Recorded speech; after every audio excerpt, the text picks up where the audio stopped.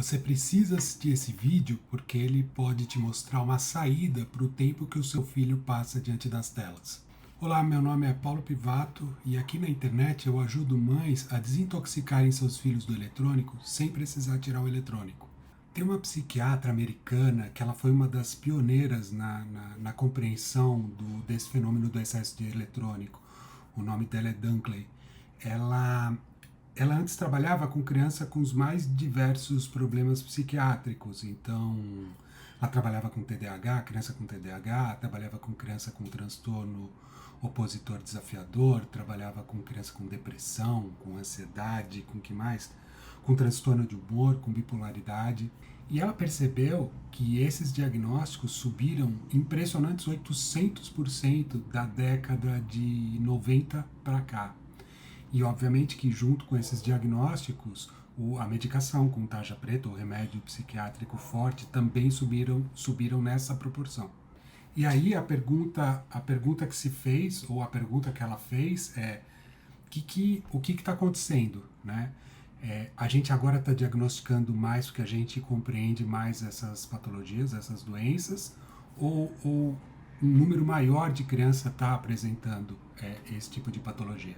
Ela começou então a procurar no ambiente um fator em comum que fosse não só o causador, mas também o potencializador dessas patologias. E o denominador comum, o fator que todas as crianças tinham sido expostas, foram as telas. E aí, quanto mais ela pesquisou, mais ela foi compreendendo esse fenômeno, essa nova patologia, que ela chamou numa tradução livre de síndrome da tela eletrônica. E ela começou a conceitualizar essa nova síndrome como uma desregulação. É como se a criança ficasse incapaz de modular o seu próprio humor ou de modular a sua atenção, que é mais ou menos o que a gente já vê.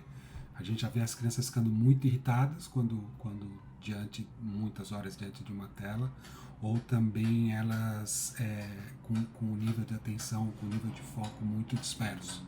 A hipótese que ela tinha era a de que as telas elas hiperestimulam o sistema nervoso central, deixando as crianças num estado de lutar ou fugir, que é mais ou menos o que a gente vê quando há uma descarga de adrenalina, né? O primeiro impulso do corpo é o de lutar ou sair correndo, né?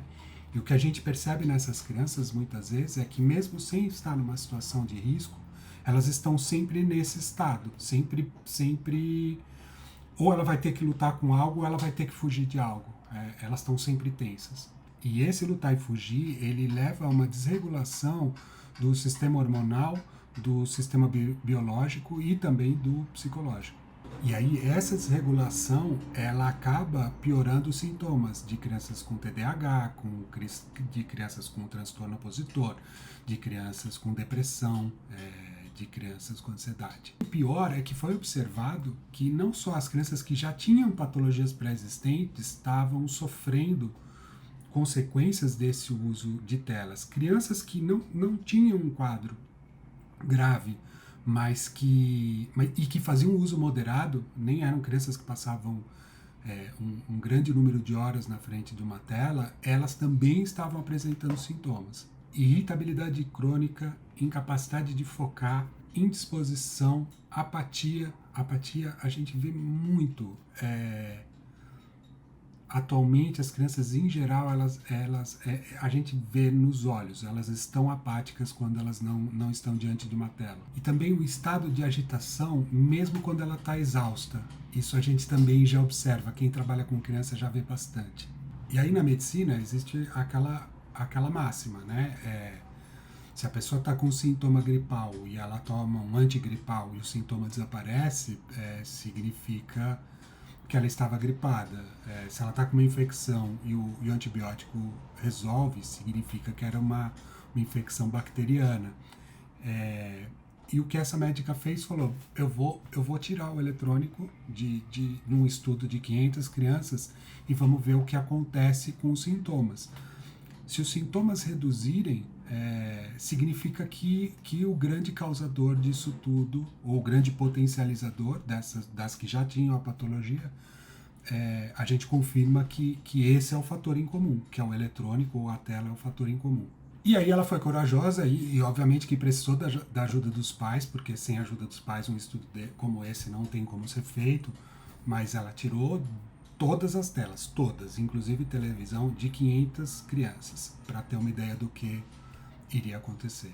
E o resultado foi muito legal e muito impressionante, porque 80% das crianças que tinham aqueles sintomas mais graves, 80% delas teve os sintomas reduzidos para 50%.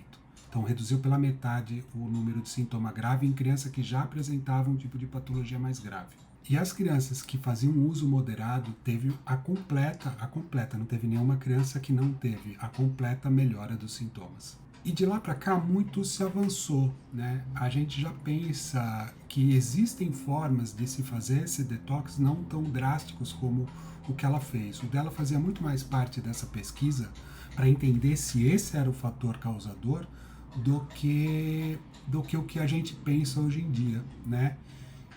Como psicólogo eu penso sempre que essa criança, a gente tem que levar em conta a realidade, a gente tem que levar em conta o dia a dia. Então eu acredito muito mais em transformar a forma como ela usa o eletrônico do que você simplesmente retirar. Até porque retirar completamente vai ser muito difícil, é praticamente impossível. Embora no detox, durante o detox, vai ter um período lá que a criança vai precisar ser afastada. Mas isso tudo é feito de uma forma gradual, é feito de uma forma com acompanhamento profissional, é feito de uma forma que a criança sai desse estado que ela está, cheia de sintoma, para um estado onde os sintomas vão amenizar, vão desaparecer. E aí tem um reaprender a usar o eletrônico junto com os pais, para que, principalmente na infância, esse tipo de coisa eu sempre acredito que tem que ser feito bem cedo. Quanto mais cedo, melhor. Né? Porque aí ela vai criar uma outra relação com o eletrônico e vai se desenvolver de uma forma muito mais saudável lá para frente. E é isso, eu acho que é interessante vocês mais saberem que um detox supervisionado e bem feito, ele vai ser essencial para a saúde mental do seu filho no médio e longo prazo. Quanto mais vocês se educarem a respeito, no sentido de conhecer o que o excesso de eletrônico está causando, melhor, porque fica mais fácil tomar a atitude de transformar essa relação da criança com o eletrônico. E também a própria relação com o eletrônico, né? Como eu sempre falo por aqui, a gente também está viciado. É que a gente tem mais recursos, quer dizer, alguns de nós têm mais recursos do que o outro, recursos psíquicos para lidar com o excesso de tela. E o detox, depois de aprendido, também não vai ser um negócio que ele vai fazer uma vez e acabou. Mas de tempos em tempos, tem muitas famílias que eu atendo que de tempos em tempos elas fazem um novo detox. Quando elas percebem que a criança está começando a apresentar um pouco mais de compulsão pelos jogos ou pelas telas, ou conforme os sintomas começam a piorar de novo, elas refazem o detox. Então, às vezes, tem famílias que fazem 2, 3 vezes no ano, né? Se você gostou desse conteúdo, muito obrigado e, por favor, comente aqui embaixo e me segue para novos vídeos sempre sobre esse assunto, ok? Muito obrigado de novo.